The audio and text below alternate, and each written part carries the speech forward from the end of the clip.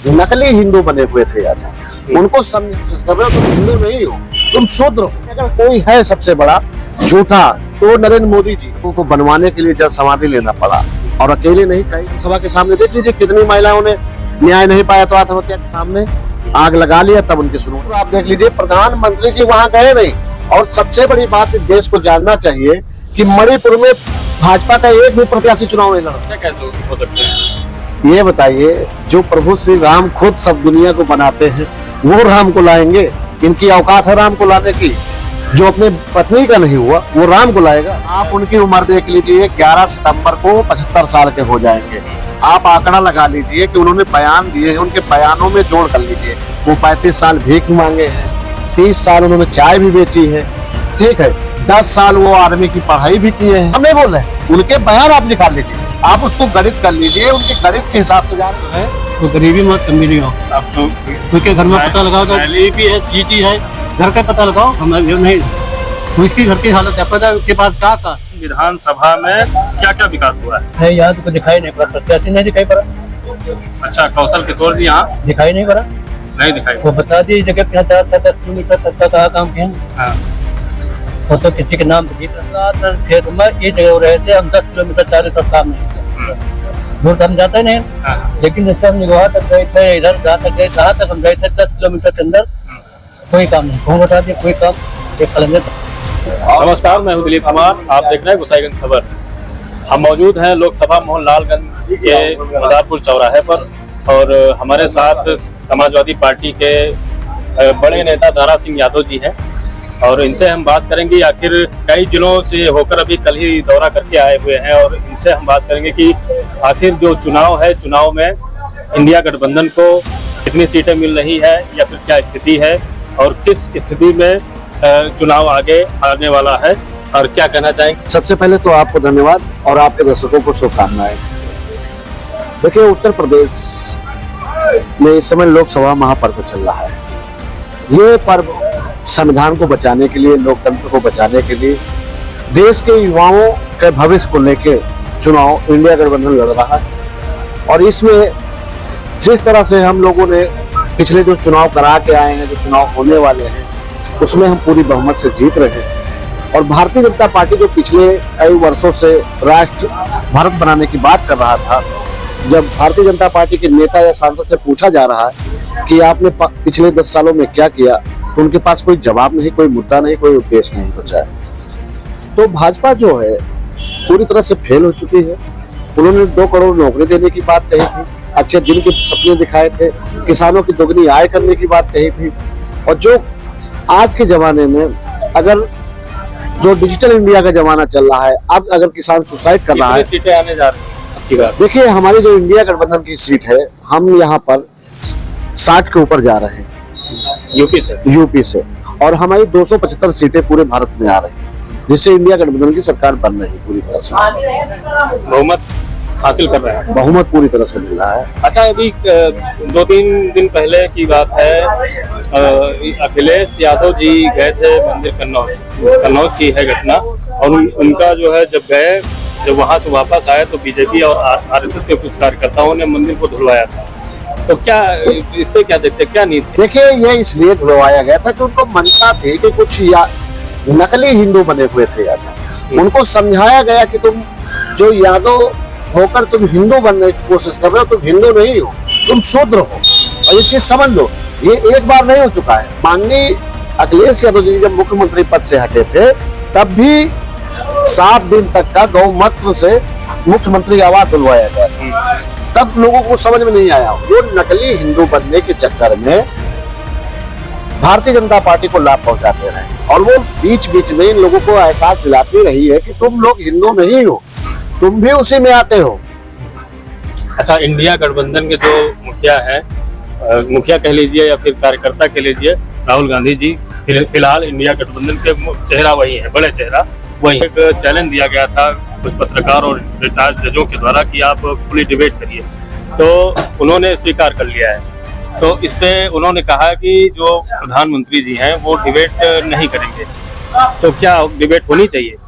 क्या लगता है? मुझे तो लगता है कि देश ने नरेंद्र मोदी जी को अपना बहुमूल्य वोट देकर जन सेवक से प्रधान सेवक बनाया। नरेंद्र मोदी जी को ये स्वीकार करना चाहिए और वो मीडिया के सामने उनको आना चाहिए। मगर मुझे जहां तक पता है कि नरेंद्र मोदी जी पिछले 10 सालों में मीडिया के सामने आकर कोई बयान नहीं दिया, क्योंकि वो सबसे ज्यादा अगर डरते हैं देश में तो मीडिया से डरते हैं। क्योंकि देश में अगर कोई है सबसे बड़ा झूठा तो नरेंद्र मोदी जी है। स्थानीय मुद्दों की बात करें तो मोहनलालगंज के जो स्थानीय मुद्दे थे, जैसे कि डिग्री कॉलेज हो गया, बड़ा हॉस्पिटल हो गया, सड़कें हो गई, तो जो मौजूदा सांसद जी हैं उनके बारे में क्या कहना, क्या उन्होंने काम किया है, कैसे आप कुछ कहना? अब आप खुद मोहनलालगंज क्षेत्र घूम रहे हैं, आपको पता ही होगा कि उन्होंने आप अपने देखिए अब तक के मोहनलालगंज एक विकास और एक तरक्की का, और यहाँ के सबसे ज्यादा जागरूक नौजवान है जो बाबा साहब के आप देख लीजिए जयंती पर जागरूक होते हैं। पर यहाँ के युवाओं के साथ धोखा किया भारतीय जनता पार्टी ने। खास तौर पे आपने देखा होगा कि मैंने 26 जनवरी को यहाँ की सड़कों को बनवाने के लिए जल समाधि लेना पड़ा, और अकेले नहीं कई लोग आए थे मेरे साथ समर्थन करने के लिए। कम से कम 100-200 लोग तो पानी में कूदे ही थे मेरे साथ।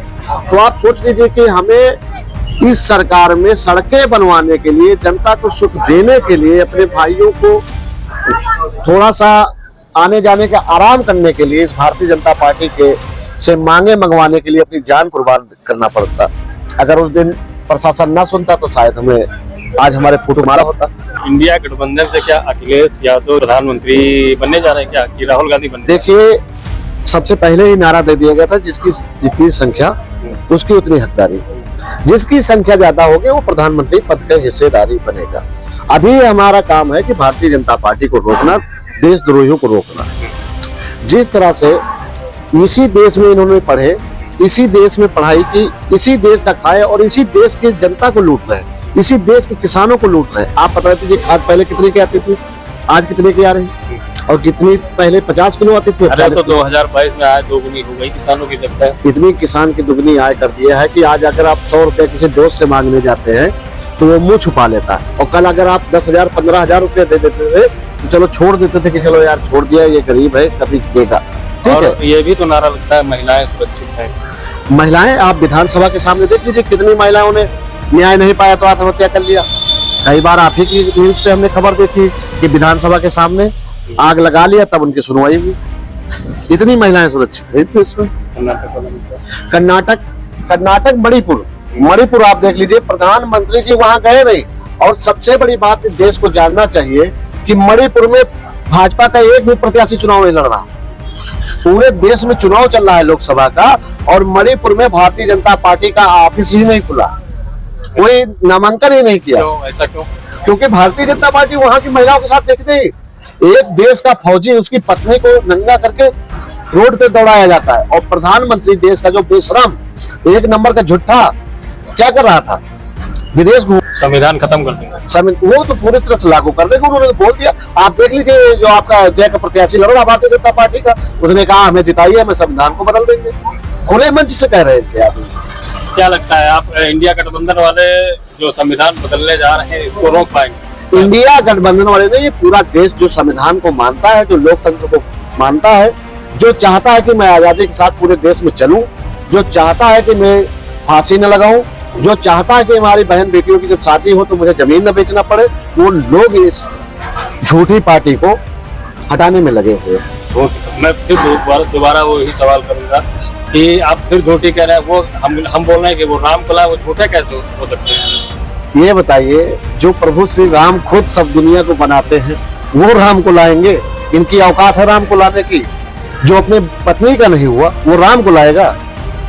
आप ये देखिए ना कि जो अपनी पत्नी का नहीं हुआ, जो अपने बाप का नहीं हुआ, जो देश का नहीं हुआ, वो राम को लाएंगे। 35 साल जब वो भिक्षा मांग के खाए, 35 साल वो भिक्षा मांग के, तमाम तरह की ऐसी उनकी बातें हैं, तो उसमें क्या सच्चाई क्या है? आप उनकी उम्र देख लीजिए, 11 सितंबर को 75 साल के हो जाएंगे।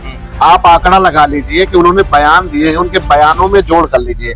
वो 35 साल भीख मांगे हैं, 30 साल उन्होंने चाय भी बेची है, ठीक है, 10 साल वो आर्मी की पढ़ाई भी की। हम नहीं बोल रहे, उनके बयान आप निकाल लीजिए, आप उसको गणित कर लीजिए, उनके गणित के हिसाब से जा रहे हैं 140 साल की उम्र के वो, ठीक है। हो सकता है तो आप ये सोच लीजिए कि वो खुद ही महाझुट्ठा आदमी है, वो देश को क्या सच्चाई बताएगा। और जो मीडिया से बात करने में डरता हो, जो आज तक एक पीसी ना किया हो मीडिया के साथ, जो फोटो खिंचाता हो, सिर्फ कपड़े बदलता हो, वो आदमी के ऊपर इतना भरोसा कैसे कर। बड़ी बात आप बोल रहे हैं दरअसल। मैं जब से नरेंद्र मोदी जी ने शपथ लिया है, मैं पूरे देश में 5 लोग बचे थे जो आज भी उसके खिलाफ बोलता हूँ, और ये दारा सिंह का सीना है। और भारतीय जनता पार्टी के जिसके बूटा हो सामने से गोली मारेगा, अगर पीछे से नहीं मारता, अगर मर्द हो तो।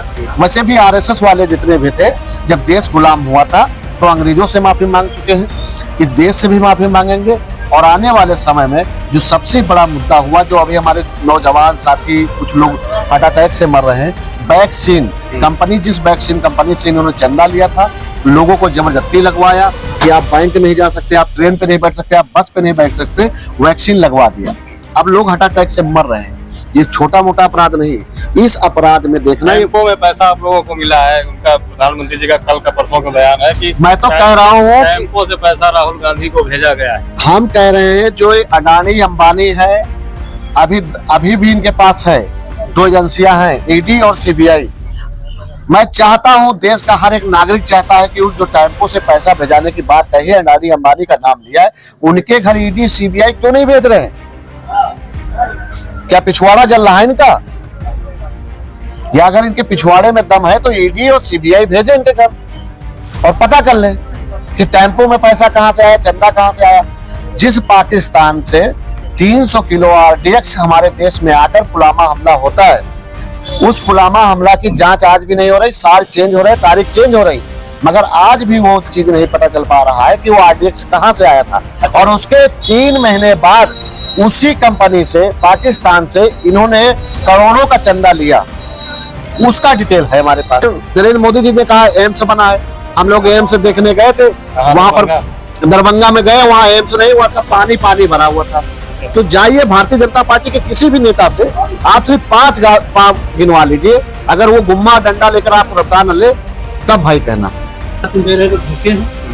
एक तरफ तो 80 करोड़ लोगों को राशन जैसे मिले थे, तो 80 करोड़ गरीब है कि अमीर? 80 करोड़ लोग, 80 करोड़ लियो और दारू पियो, जाते हो दारू पियो, यही हो रहा है। तो का नशे की बात तो बोले गरीबी है नहीं, गरीबी नहीं, नहीं गरीबी गरीब नहीं, जी का काम गरीब के देखो 2,500 जूता पहने, जब अमीर हो के चप्पलें हुई हैं, चार्ज के घर पर देखे हो जाए।